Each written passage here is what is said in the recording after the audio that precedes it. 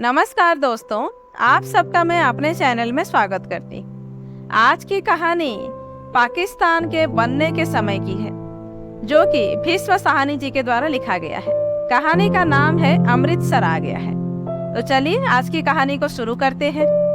गाड़ी के डिब्बे में बहुत मुसाफिर नहीं थे।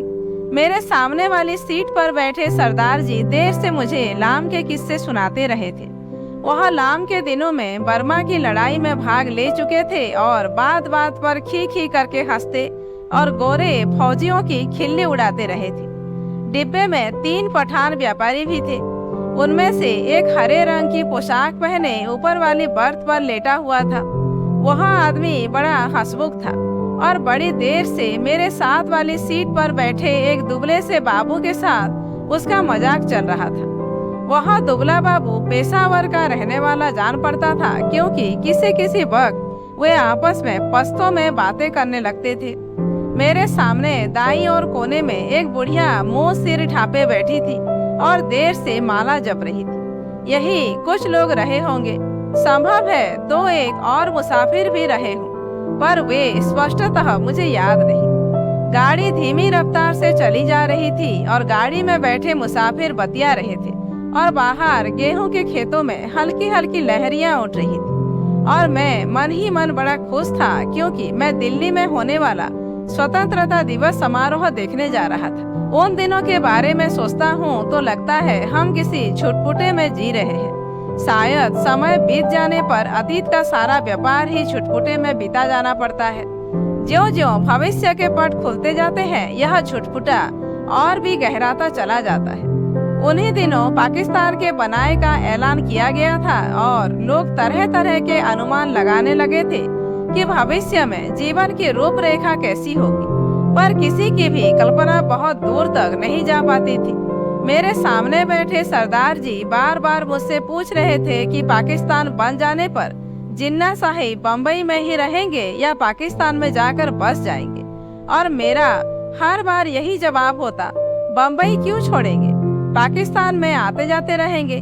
बम्बई छोड़ देने में क्या तुक है। लाहौर और गुरदासपुर के बारे में भी अनुमान लगाए जा रहे थे कि कौन सा शहर किस ओर जाएगा। मिल बैठने के ढंग में, गपशप में, हंसी मजाक में कोई विशेष अंतर नहीं आया था। कुछ लोग अपने घर छोड़कर जा रहे थे, जबकि अन्य लोग उनका मजाक उड़ा रहे थे। कोई नहीं जानता था कि कौन सा कदम ठीक होगा और कौन सा गलत। एक और पाकिस्तान बन जाने का जोश था तो दूसरी ओर हिंदुस्तान के आजाद हो जाने का जोश। जगह जगह दंगे भी हो रहे थे और यौम आजादी की तैयारियां भी चल रही थी। इस पृष्ठभूमि में लगता देश आजाद हो जाने पर दंगे अपने आप बंद हो जाएंगे। वातावरण में इस छुटपुट में आजादी की सुनहरी धूल सी उड़ रही थी और साथ ही साथ अनिश्चय भी डोल रहा था। और इसी अनिश्चय की स्थिति में किसी किसी वक्त भावी रिश्तों की रूपरेखा झलक दे जाती थी। शायद जेहलम का स्टेशन पीछे छूट चुका था और जब ऊपर वाली बर्थ पर बैठे पठान ने एक पोटली खोल ली और उसमें से उबला हुआ मांस और नान रोटी के टुकड़े निकाल निकाल कर अपने साथियों को देने लगा। फिर वह हंसी मजाक के बीच मेरी बगल में बैठे बाबू की ओर भी नान का टुकड़ा और मांस की बोटी बढ़ाकर खाने का आग्रह करने लगा था। काले बाबू, ताकत आएगी, हम जैसा हो जाएगा, बीवी भी तेरे साथ खुश रहेगी। काले दालकोर, तू दाल खाता है इसलिए दुबला है। डिब्बे में लोग हंसने लगे थे। बाबू ने पश्तो में कुछ जवाब दिया और फिर मुस्कुराता सिर हिलाता रहा। इस पर दूसरे पठान ने हंसकर कहा, ओ जालिम, हमारे साथ से नहीं लेता है तो अपने हाथ से उठा ले। खुदा कसम बर का गोश्त है और किसी चीज का नहीं है। ऊपर बैठा पठान चहक कर बोला, ओ खंजीर की तुम, इधर तुम्हें कौन देखता है, हम तेरी बीवी को नहीं बोलेगा। ओ तू हमारे हाथ से बोटी तोड़, हम तेरे साथ दाल पिएगा। इस पर कहा उठा, पर दुबला पतला बाबू हंसता सिर हिलाता रहा और कभी कभी 2 शब्द पश्तो में भी कह देता। वो कितना बुरा बात है, हम कहता है और तू हमारा मुंह देखता है। सभी पठान मगन थे। यह इसलिए नहीं लेता कि तुम हाथ नहीं धोए हैं, स्थूल का सरदार जी बोले और बोलते ही खी खी करने लगे। अधलेटी मुद्रा में बैठे सरदार जी की आधी तोंद सीट से नीचे लटक रही थी। तुम अभी सोकर उठे हो और उठते ही पोटली खोलकर खाने लग गए हो, इसलिए बाबूजी तुम्हारे हाथ से नहीं लेते, और कोई बात नहीं है। और सरदार जी ने मेरी ओर देखकर आंख मारी और फिर खी खी करने लगे। मांस नहीं खाता है बाबू तो जाओ जनाना डिब्बे में बैठो, इधर क्या करता है। फिर कहा उठा। डब्बे में और भी अनेक मुसाफिर थे, लेकिन पुराने मुसाफिर यही थे जो सफर शुरू होने में गाड़ी में बैठे थे। बाकी मुसाफिर उतरते चढ़ते रहे थे। पुराने मुसाफिर होने के नाते उनमें एक तरह की बेतकल्लुफी आ गई थी। ओ इधर जाकर बैठो, तुम हमारे साथ बैठो, आओ जालिम किस्सा खाने की बातें करेंगे। तभी किसी स्टेशन पर गाड़ी रुकी थी और नए मुसाफिरों का रेला अंदर आ गया था। बहुत से मुसाफिर एक साथ अंदर घुसते चले आए थे। कौन सा स्टेशन है, किसी ने पूछा। वजीराबाद है शायद, मैंने बाहर की ओर देखकर कहा। गाड़ी वहाँ थोड़ी देर के लिए खड़ी रही, पर छूटने से पहले एक छोटी सी घटना घटी। एक आदमी साथ वाले डिब्बे में से पानी लेने उतरा और नल पर जाकर पानी लोटे में भर रहा था। तभी वह भागकर अपने डिब्बे की ओर लौट आया। छलछलाते लोटे में से पानी गिर रहा था, लेकिन जिस ढंग से वह भागा था उसी ने बहुत कुछ बता दिया था। नल पर खड़े और लोग भी 3-4 आदमी रहे होंगे, इधर उधर अपने अपने डिब्बे की ओर भाग गए थे। इस तरह घबराकर भागते लोगों को मैं देख चुका था। देखते ही देखते प्लेटफॉर्म खाली हो गया, मगर डिब्बे के अंदर अभी भी हंसी मजाक चल रहा था। कहीं कोई गड़बड़ है, मेरे पास बैठे दुबले बाबू ने कहा। कहीं कुछ था, लेकिन क्या था कोई भी स्पष्ट नहीं जानता था। मैं अनेक दंगे देख चुका था, इसलिए वातावरण में होने वाली छोटी सी तब्दील को भी भांप गया था। भागते व्यक्ति, खटाक से बंद होते दरवाजे, घरों की छतों पर खड़े लोग, चुप्पी और सन्नाटा सभी दंगों के चिन्ह थे। तभी पिछले दरवाजे की ओर से, जो प्लेटफॉर्म की ओर ना खुलकर दूसरी ओर खुलता था, हल्का सा शोर हुआ। कोई मुसाफिर अंदर घुसना चाह रहा था। कहाँ घुसा आ रहा है, नहीं है जगह। बोल दिया जगह नहीं है, किसी ने कहा। बंद करो जी दरवाजा, यूं ही मुंह उठाए घुसे आते हैं, आवाजें आ रही थी। जितनी देर कोई मुसाफिर डिब्बे के बाहर खड़ा अंदर आने की चेष्टा करता रहे, अंदर बैठे मुसाफिर उसका विरोध करते रहते हैं। पर एक बार जैसे तैसे वह अंदर आ जाए तो विरोध खत्म हो जाता है और वह मुसाफिर जल्दी ही डिब्बे की दुनिया का निवासी बन जाता है। और अगले स्टेशन पर वही सबसे पहले बाहर खड़े मुसाफिरों पर चिल्लाने लगता है, नहीं है जगह, अगले डिब्बे में जाओ, घुस आते हो। दरवाजे पर शोर बढ़ता जा रहा था। तभी मैले कुचेले कपड़ों और लटकती मूंछों वाला एक आदमी दरवाजे में से अंदर घुसता दिखाई दिया। चिकट मैले कपड़े, जरूर कहीं हलवाई की दुकान करता होगा।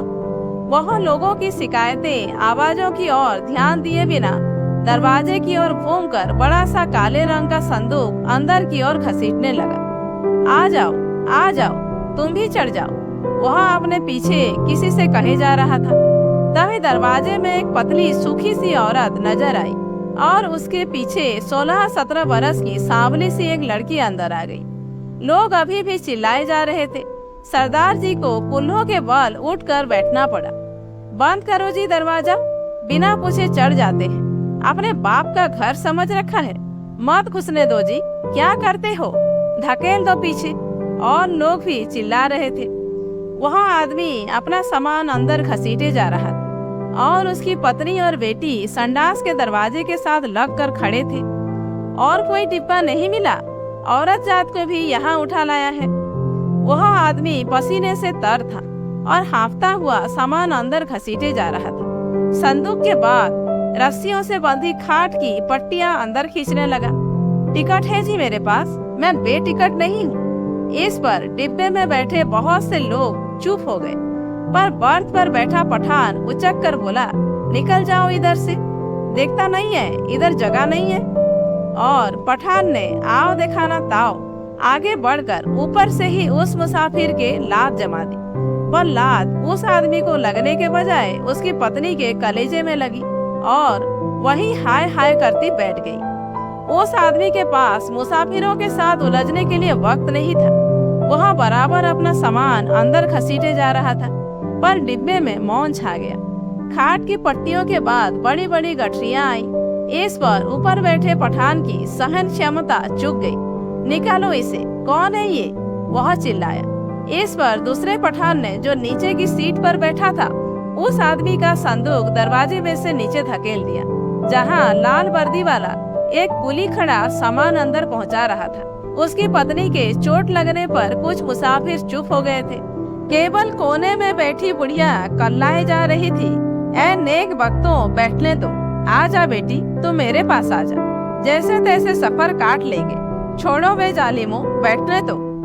अभी आधा सामान ही अंदर आ पाया होगा जब सहसा गाड़ी सरकने लगी। छूट गया, सामान छूट गया। वह आदमी बदहवास सा होकर चिल्लाया, पिताजी, सामान छूट गया। संडास के दरवाजे के पास खड़ी लड़की सिर से पांव तक कांप रही थी और चिल्लाई जा रही थी, उतरो, नीचे उतरो।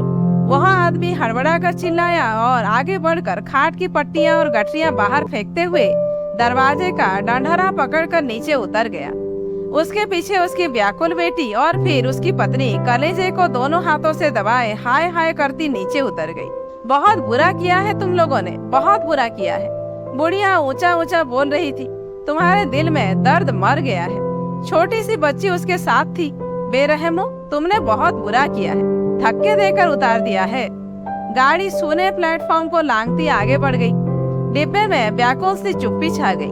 बुढ़िया ने बोलना बंद कर दिया था। पठानों का विरोध कर पाने की हिम्मत नहीं हुई। तभी मेरी बगल में बैठे दुबले बाबू ने मेरे बाजू पर हाथ रखकर कहा, आग है, देखो आग लगी है। गाड़ी प्लेटफॉर्म छोड़कर आगे निकल आई थी और शहर पीछे छूट रहा था। तभी शहर की ओर से उठते धुएं के बादल और उनमें लपलपाती आग के शोले नजर आने लगे थे।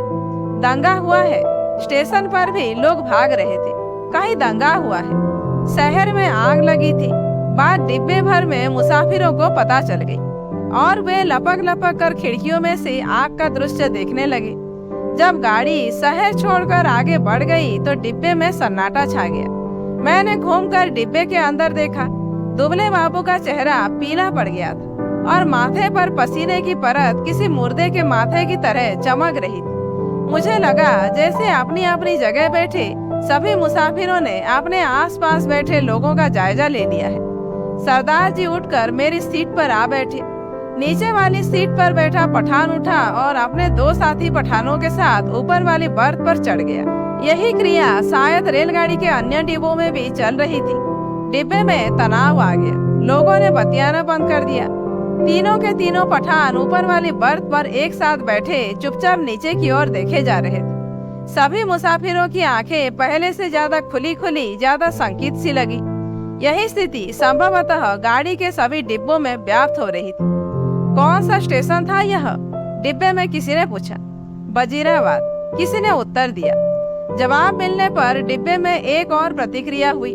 पठानों के मन का तनाव फौरन ढीला पड़ गया, जबकि हिंदू सिख मुसाफिरों की चुप्पी और ज्यादा गहरी हो गई। एक पठान ने अपनी बास्केट की जेब में से नस्वार की डिबिया निकाली और नाक में नस्वार चढ़ाने लगा। अन्य पठान भी अपनी अपनी डिबिया निकालकर नस्वार चढ़ाने लगे। बुढ़िया बराबर माला जपे जा रही। किसी किसी वक्त उसके बुदबुदाते होंठ नजर आते, लगता उनमें से कोई खोखली सी आवाज निकल रही है। अगले स्टेशन पर जब गाड़ी रुकी तो वहाँ भी सन्नाटा था। कोई परिंदा तक नहीं फड़क रहा था। हाँ, एक भिश्ती पीठ पर पानी की मस्कन लादे प्लेटफॉर्म लांग कर आया और मुसाफिरों को पानी पिलाने लगा। लो पियो पानी, पियो पानी। औरतों के डिब्बे में से औरतें और बच्चों के अनेक हाथ बाहर निकल आए थे।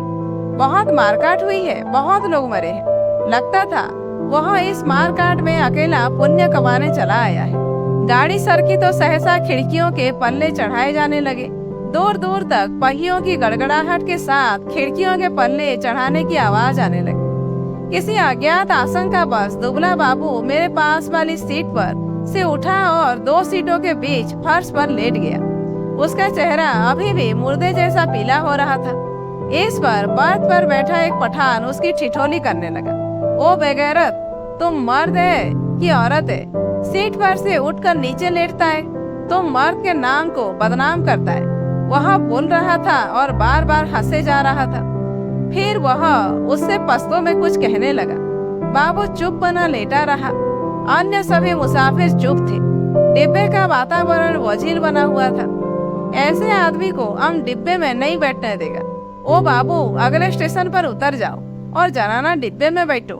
मगर बाबू की हाजिर जवाबी अपने कंठ में सूख चली। हकला कर चुप हो रहा।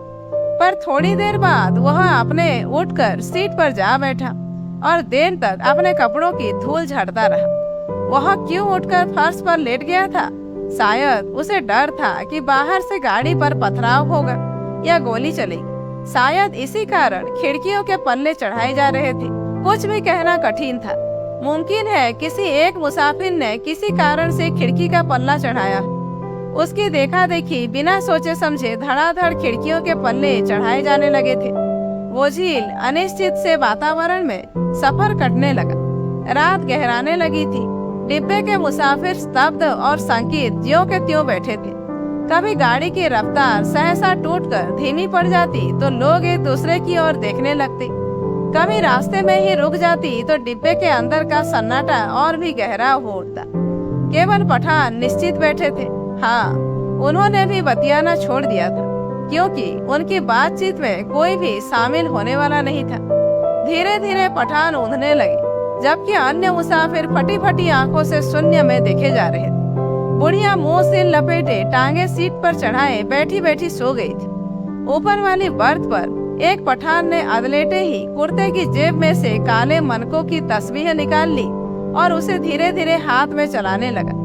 खिड़की के बाहर आकाश में चांद निकल आया और चांदनी ने बाहर की दुनिया और भी अनिश्चित और भी अधिक रहस्यमयी हो उठी। किसी किसी वक्त दूर किसी और आग के शोले उठते नजर आते।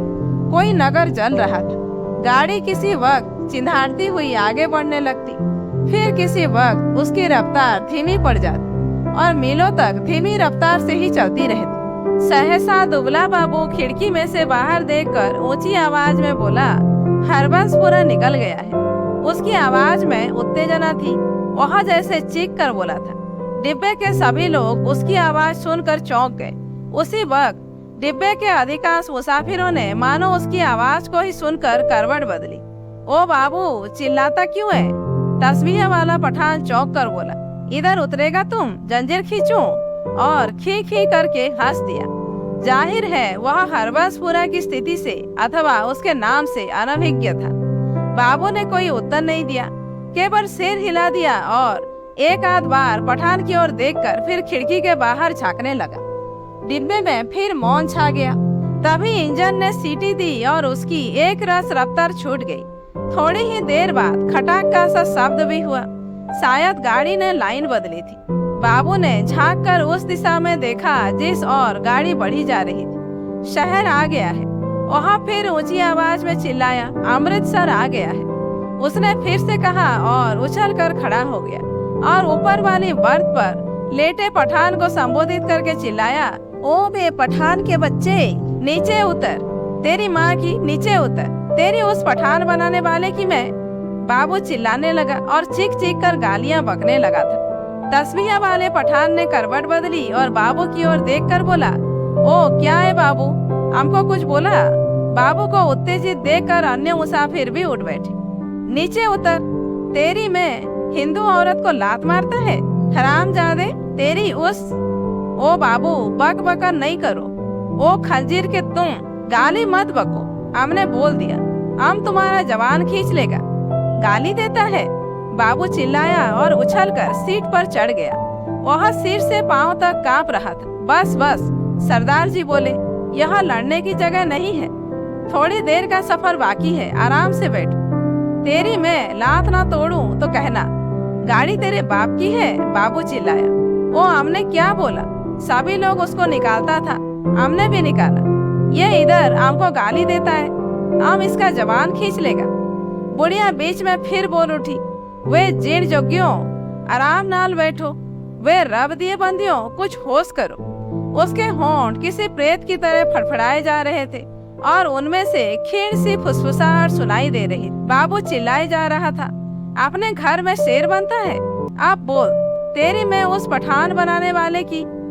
तभी गाड़ी अमृतसर के प्लेटफॉर्म पर रुकी। प्लेटफॉर्म लोगों से खचाखच भरा था। प्लेटफॉर्म पर खड़े लोग झांक झांक कर डिब्बों के अंदर देखने लगे। बार बार लोग एक ही सवाल पूछ रहे थे, पीछे क्या हुआ, कहाँ पर दंगा हुआ है। खचाखच भरे प्लेटफॉर्म पर शायद इसी बात की चर्चा चल रही थी कि पीछे क्या हुआ है। प्लेटफॉर्म पर खड़े 2-3 खोमचे वालों पर मुसाफिर टूट पड़ रहे थे। सभी को सहसा भूख और प्यास परेशान करने लगी थी। इसी दौरान 3-4 पठान हमारे डिब्बे के बाहर प्रकट हो गए और खिड़की में से झांक झांक कर अंदर देखने लगे। अपने पठान साथियों पर नजर पड़ते ही वे उनसे पश्तो में कुछ बोलने लगे। मैंने घूम कर देखा, बाबू डिब्बे में नहीं था। न जाने कब वह डिब्बे में से निकल गया था। मेरा माथा ठनका। गुस्से में वह पागल हुआ जा रहा था, न जाने क्या कर बैठे। पर इस बीच डिब्बों के तीनों पठान अपनी अपनी गठरी उठाकर बाहर निकल गए और अपने पठान साथियों के साथ गाड़ी के अगले डिब्बे की ओर बढ़ गए। जो विभाजन पहले प्रत्येक डिब्बे के भीतर होता रहा था, अब सारी गाड़ी के स्तर पर होने लगा था। खोमचे वालों के इर्द गिर्द भीड़ छटने लगी। लोग अपने अपने डिब्बों में लौटने लगे। तभी सहसा एक ओर से मुझे वह बाबू आता दिखाई दिया। उसका चेहरा अभी भी बहुत पीला था और माथे पर बालों की लट झूल रही थी। नजदीक पहुंचा तो मैंने देखा उसने अपने दाएं हाथ में लोहे की एक छड़ उठा रखी थी। जाने वह उसे कहाँ मिल गई थी। डिब्बे में घुसते समय उसने छड़ को अपनी पीठ पर पीछे कर लिया और मेरे साथ वाली सीट पर बैठने से पहले उसने हौले से छड़ को सीट के नीचे सरका दिया। सीट पर बैठते ही उसकी आंखें पठान को देख पाने के लिए ऊपर को उठी, पर डिब्बे में पठानों को ना पाकर वह हड़बड़ाकर चारों ओर देखने लगा। निकल गए हरामी, सबके सब निकल गए। फिर वह सीट पिटाकर उठ खड़ा हुआ, चिल्लाकर बोला, तुमने उन्हें जाने क्यों दिया? तुम सब नामर्द हो बुज़दिल। पर गाड़ी में भीड़ बहुत थी। बहुत से नए मुसाफिर आ गए थे। किसी ने उसकी ओर विशेष ध्यान नहीं दिया। गाड़ी सरकने लगी तो वह फिर मेरी बगल वाली सीट पर आ बैठा, पर वह बड़ा उत्तेजित था और बराबर बड़बड़ाए जा रहा था। धीरे धीरे हिचकोले खाती गाड़ी आगे बढ़ने लगी। डिब्बे में पुराने मुसाफिरों ने भरपेट पूरियां खा ली थी और पानी पी लिया था और गाड़ी उस इलाके में आगे बढ़ने लगी थी जहां उसके जान माल को खतरा नहीं था। नए मुसाफिर बतिया रहे थे। धीरे धीरे गाड़ी फिर समतल गति से चलने लगी थी। कुछ ही देर बाद लोग ऊँधने भी लगे थे, मगर बाबू अभी भी फटी फटी आंखों से सामने की ओर देखे जा रहा था। बार बार मुझसे पूछता कि पठान डिब्बे में से निकलकर किस ओर को गए हैं। उसके सिर पर जुनून सवार था। गाड़ी के हिचकोलों में मैं खुद ऊँधने लगा था। डिब्बे में लेट पाने के लिए जगह नहीं थी। बैठे बैठे ही नींद से मेरा सिर कभी एक और लुढ़क जाता तो कभी दूसरी ओर। किसी किसी वक्त झटके से मेरी नींद टूटती और मुझे सामने की सीट पर अस्त व्यस्त से पड़े सरदार जी के खर्राटे सुनाई देते। अमृतसर पहुंचने के बाद सरदार जी फिर से सामने वाली सीट पर टांगे पसार कर लेट गए थे। डिब्बे में तरह तरह की आड़ी तिरछी मुद्राओं में मुसाफिर पड़े थे। उनकी विभत्स मुद्राओं को देखकर लगता डिब्बा लाशों से भरा है। पास बैठे बाबू पर नजर पड़ती तो कभी तो वह खिड़की के बाहर मुंह किए देख रहा होता, कभी दीवार से पीठ लगाए तनकर बैठा नजर आता। किसी किसी वक्त गाड़ी किसी स्टेशन पर रुकती तो पहियों की गड़गड़ाहट बंद होने पर निस्तब्धता से छा जाती। तभी लगता जैसे प्लेटफॉर्म पर कुछ गिरा है या जैसे कोई मुसाफिर गाड़ी से उतरा और मैं झटके से उठकर बैठ जाता। इसी तरह जब एक बार मेरी नींद टूटी तो गाड़ी की रफ्तार धीमी पड़ गई थी और डिब्बे में अंधेरा था। मैंने उसी तरह आधलेटे खिड़की में से बाहर देखा। दूर पीछे की ओर किसी स्टेशन के सिग्नल के लाल कुमकुमे चमक रहे थे। स्पष्टतः गाड़ी कोई स्टेशन लांग कर आई थी, पर अभी तक उसने रफ्तार नहीं पकड़ी थी। डिब्बे के बाहर मुझे धीमे से अस्फुट स्वर सुनाई दिए। दूर ही एक धूमिल सा काला पुंज नजर आया। नींद की खुमारी में मेरी आंखें कुछ देर तक उस पर लगी रही। फिर मैंने उसे समझ पाने का विचार छोड़ दिया। डिब्बे के अंदर अंधेरा था, बत्तियां बुझी हुई थी, लेकिन बाहर लगता था पौ फटने वाली है। मेरे पीठ पीछे डिब्बे के बाहर किसी चीज को खरोचने की सी आवाज आई। मैंने दरवाजे की ओर घूमकर देखा। डिब्बे का दरवाजा बंद था मुझे फिर से दरवाजे खरोंचने की आवाज सुनाई दी। फिर मैंने साफ साफ सुना लाठी से कोई डिब्बे का दरवाजा पटपटा रहा था। मैंने झांक कर खिड़की के बाहर देखा। सचमुच एक आदमी डिब्बे की 2 सीढ़ियां चढ़ आया था। उसके कंधे पर एक गठरी झूल रही थी और हाथ में लाठी थी, और उसने बदरंग से कपड़े पहन रखे थे और उसकी दाढ़ी भी थी। फिर मेरी नजर बाहर नीचे की ओर आ गई। गाड़ी के साथ साथ एक औरत भागती चली आ रही थी, नंगे पांव, और उसने 2 गठरियां उठा रखी थी। बोझ के कारण उसने दौड़ा नहीं जा रहा था। डिब्बे के पायदान पर खड़ा आदमी बार बार उसकी ओर मुड़कर देख रहा था और हाँफता हुआ कहे जा रहा था, आ जा, तू भी चढ़ जा, आ जा। दरवाजे पर फिर से लाठी पटपटाने की आवाज आई। खोलो जी दरवाजा, खुदा के वास्ते दरवाजा खोलो। वह आदमी हाँफ रहा था। खुदा के लिए दरवाजा खोलो, मेरे साथ में औरत जात है, गाड़ी निकल जाएगी। सहसा मैंने देखा बाबू हड़बड़ाकर उठ खड़ा हुआ और दरवाजे के पास जाकर दरवाजे में लगी खिड़की में से मुंह बाहर निकालकर बोला, कौन है? इधर जगह नहीं है। बाहर खड़ा आदमी फिर गिड़गिड़ाने लगा, खुदा के वास्ते दरवाजा खोलो, गाड़ी निकल जाएगी। और वह आदमी खिड़की में से अपना हाथ अंदर डालकर दरवाजा खोल पाने के लिए सिटकनी टटोलने लगा। नहीं है जगह, बोल दिया, उतर जाओ गाड़ी पर से।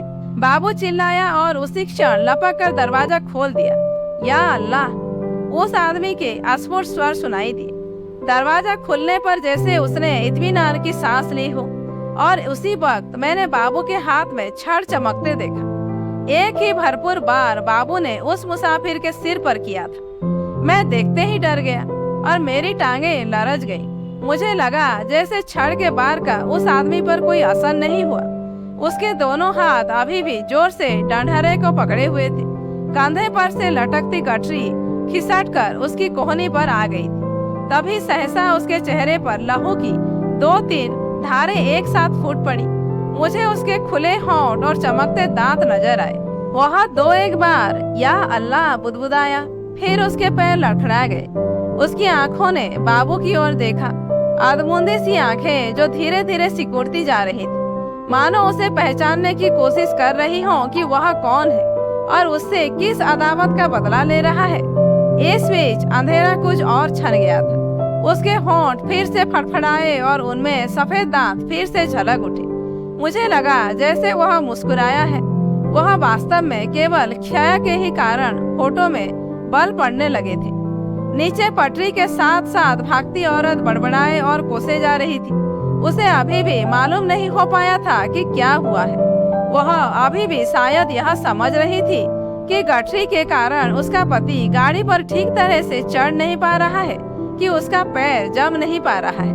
वह गाड़ी के साथ साथ भागती हुई अपनी 2 गठरियों के बावजूद अपने पति के पैर पकड़ पकड़ कर सीढ़ी पर टिकाने की कोशिश कर रही थी। तभी सहसा डंडहरे से उस आदमी के दोनों हाथ छूट गए और वह कटे पेड़ की भांति नीचे जा गिरा, और उसके गिरते ही औरत ने भागना बंद कर दिया, मानो दोनों का सफर एक ही साथ ही खत्म हो गया।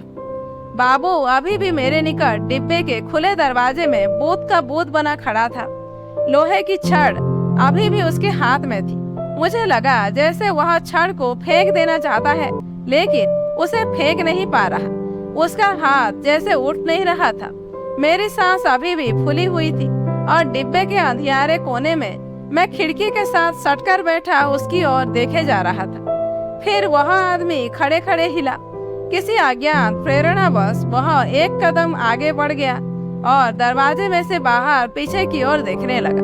गाड़ी आगे निकलती जा रही थी। दूर पटरी के किनारे अंधियारा पुंज सा नजर आ रहा था। बाबू का शरीर हरकत में आया। एक झटके में उसने छड़ को डिब्बे के बाहर फेंक दिया। फिर घूमकर डिब्बे के अंदर दाएं बाएं देखने लगा। सभी मुसाफिर सोए पड़े थे। मेरी और उसकी नजर नहीं उठी। थोड़ी देर तक वह खड़ा डोलता रहा। फिर उसने घूमकर दरवाजा बंद कर दिया। उसने ध्यान से अपने कपड़ों की ओर देखा, अपने दोनों हाथों की ओर देखा, फिर एक एक करके अपने दोनों हाथों को नाक के पास ले जाकर उन्हें सूंघा, मानो जानना चाहता हो कि उसके हाथों से खून की बू तो नहीं आ रही है। फिर वह दबे पांव चलता हुआ आया और मेरी बगल वाली सीट पर बैठ गया। धीरे धीरे छुटपुटा छटने लगा। दिन खुलने लगा। साफ सुथरी सी रोशनी चारों ओर फैलने लगी। किसी ने जंजीर खींचकर गाड़ी को खड़ा नहीं किया था। छड़ खाकर गिरी उसके देह मीलों पीछे छूट चुकी थी। सामने गेहूं के खेतों में फिर से हल्की हल्की लहरियां उठने लगी थी। सरदार जी बदन खुजलाए उठ बैठे। मेरी बगल में बैठा बाबू दोनों हाथ सिर के पीछे रखे सामने की ओर देखे जा रहा था। रात भर में उसके चेहरे पर दाढ़ी के छोटे छोटे बाल उग आए थे। अपने सामने बैठा देखकर सरदार उसके साथ बतियाने लगा। बड़े जीवट वाले हो बाबू, दुबले पतले हो पर बड़े गुर्दे वाले हो। बड़ी हिम्मत दिखाई है। तुमसे डर कर ही वे पठान डिब्बे में से निकल गए। यहाँ बने रहते तो एक ना एक की खोपड़ी तुम जरूर दुरुस्त कर देते। और सरदार जी हंसने लगे। बाबू जवाब में मुस्कुराया, एक विभत्स सी मुस्कान, और देर तक सरदार जी के चेहरे की ओर देखता रहा। तो दोस्तों, आज की कहानी को यहीं पर समाप्त करते हैं। कहानी कैसी लगी कमेंट करके जरूर बताइए। अच्छी लगी हो तो एक लाइक कीजिए, जानने वालों को शेयर कीजिए और ऐसे ही वीडियोज आगे देखने के लिए मेरे चैनल को सब्सक्राइब करना मत भूलिए।